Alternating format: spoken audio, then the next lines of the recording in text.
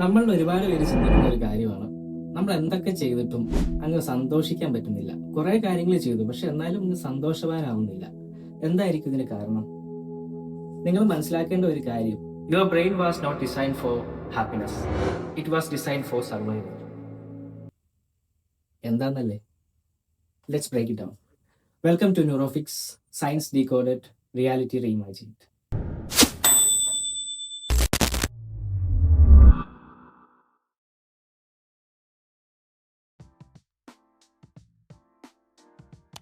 നമ്മുടെ ഭയത്തെ നിയന്ത്രിക്കുന്ന, എപ്പോഴും അലേർട്ടായി വെക്കുന്ന നമ്മുടെ സഹജാവബോധം അഥവാ ഇൻസ്റ്റിങ്റ്റിനെല്ലാം നിയന്ത്രിക്കുന്ന നമ്മുടെ ബ്രെയിനിന് ഒരുപാട് വർഷത്തെ പഴക്കമുണ്ട്. മനുഷ്യ പരിണാമത്തിന്റെ ആദ്യ കാലങ്ങളിൽ അവരേറ്റവും കൂടുതൽ ഫേസ് ചെയ്തുകൊണ്ടിരുന്ന കാര്യം എന്താണെന്ന് വെച്ച് കഴിഞ്ഞാൽ പ്രിഡേറ്റേഴ്സ്, വിശപ്പ്, കഠിനമായ കാലാവസ്ഥ, ഫിസിക്കൽ ഡേഞ്ചർ, ഇതൊക്കെയാണ്. ആ ഒരു സമയത്ത് അവരെപ്പോഴും സന്തോഷവാന്മാരായി മാത്രം ഇരിക്കാൻ ശ്രമിച്ചിരുന്നെങ്കിൽ ഒരുപക്ഷെ അവരായിരുന്നു ജീവിച്ചിരിക്കില്ലായിരുന്നു. അതിനു പകരം അവരവിടെ എപ്പോഴും ചെയ്തുകൊണ്ടിരുന്നതെന്ന് വെച്ചാൽ അവരെപ്പോഴും ജാഗരൂകരായിട്ടിരിക്കാനാണ് ശ്രമിച്ചുകൊണ്ടിരുന്നത്. നമ്മൾ എപ്പോഴും അലേർട്ടായിട്ടിരിക്കാനാണ് ശ്രമിച്ചുകൊണ്ടിരുന്നത്. അവരുടെ ബ്രെയിൻ എപ്പോഴും പറയുന്നത്, എന്തെങ്കിലും അപകടങ്ങളുണ്ടോ ഇവിടെ? ഞാൻ വറി ചെയ്യേണ്ട ആവശ്യമുണ്ടോ? ഈ സംതിങ് റോങ്? ഇതൊക്കെയാണ്.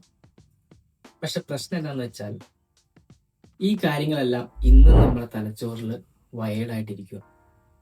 പക്ഷെ ഇന്ന് നമ്മളെ അലേർട്ടാക്കി വെക്കുന്ന, അല്ലെങ്കിൽ ഇന്നത്തെ ഡേഞ്ചേഴ്സ് എന്നൊക്കെ പറയുന്നത് ഇതാണ്: notifications, dead lines, comparison, loneliness, financial stress, ഇതൊക്കെയാണ്. ഈ സമയത്തും ഈ മോഡേൺ പ്രോബ്ലംസിനെല്ലാം നമ്മുടെ ബ്രെയിൻ തരണം ചെയ്യാൻ ഉപയോഗിക്കുന്നത് അന്നത്തെ കാലത്ത് ആ പഴയ മനുഷ്യർ ഉപയോഗിച്ച അതേ ഇൻറ്റൻസിറ്റി തന്നെയാണ്.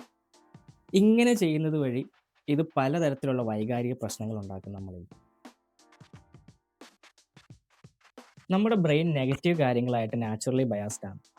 ഇതിന് കാരണം നെഗറ്റീവ് ഇൻഫർമേഷൻസിനെ ലൈഫ് സേവ് ചെയ്യാനായിട്ടായിരുന്നു പുരാതന മനുഷ്യർ ഉപയോഗിച്ചുകൊണ്ടിരുന്നത്.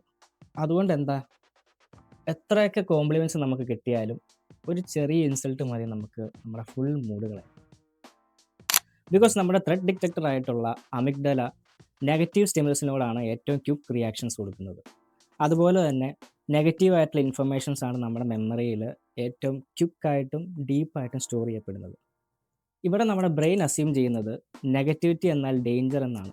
അതുകൊണ്ടാണ് നമുക്ക് ക്രിറ്റിസിസംസ് എല്ലാം ഭയങ്കരമായിട്ട് ഹേർട്ട് ചെയ്യുന്നതും ബാഡ് ന്യൂസ് എപ്പോഴും നമ്മുടെ മനസ്സിൽ ഇങ്ങനെ സ്റ്റക്ക് ചെയ്ത് നിൽക്കുന്നതിനും കാരണം. People often misunderstand dopamine as the happiness chemical. No, it's not. Dopamine എന്ന് പറയുന്ന ഒരു ആൻറ്റിസിപ്പേഷൻ കെമിക്കലാണ്.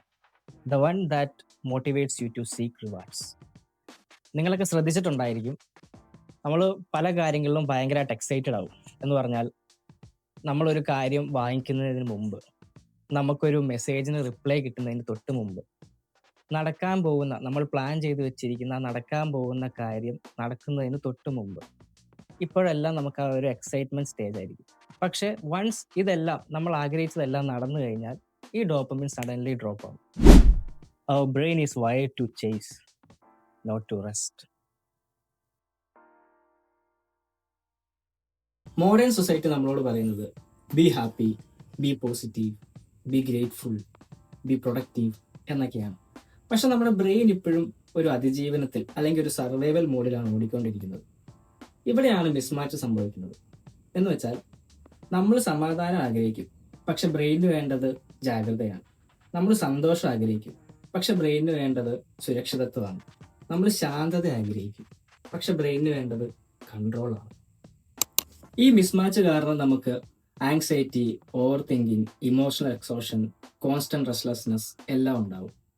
ഇതൊന്നും നമ്മുടെ തെറ്റൊന്നുമല്ല, നമ്മുടെ ബ്രെയിൻ ഇവോൾവ് ചെയ്ത് വന്ന രീതിയിൽ തന്നെ അത് പ്രവർത്തിക്കുന്നത് കൊണ്ടാണ്. So why does happiness feel like hard work? കാരണം ഹാപ്പിനെസ് എന്ന് പറയുന്ന ഒരു ഡീഫോൾട്ട് സെറ്റിംഗ് അല്ല, ഇതൊരു സ്കില്ലാണ്. നമുക്ക് നമ്മുടെ ലൈഫിൽ ഹാപ്പിനെസ് ഒരുപാട് വേണമെങ്കിൽ നമ്മൾ നമ്മുടെ അറ്റൻഷനെ ട്രെയിൻ ചെയ്യാൻ പഠിക്കണം, നമ്മുടെ ഇമോഷൻസിനെ റെഗുലേറ്റ് ചെയ്യാൻ പഠിക്കണം, നമ്മുടെ ജീവിതത്തിൽ ഉന്നതിയിലേക്ക് വേണ്ടിയിട്ടുള്ള നല്ല ഹാബിറ്റ്സ് ഉണ്ടാക്കാൻ പഠിക്കണം. അതുപോലെ തന്നെ നമ്മുടെ പ്രീഫ്രണ്ടൽ കോർട്ടെക്സിനെ സ്ട്രോങ് ആക്കാനായിട്ട് റാഷണൽ തോട്ട്സ്, അതേപോലെ തന്നെ പ്ലാനിങ് എല്ലാം നല്ല രീതിയിൽ വളർത്തിയെടുക്കാൻ ശ്രമിക്കണം. Happiness is not something you find. It's something you build. Your brain is plastic, so you can adapt, grow, and reshape itself.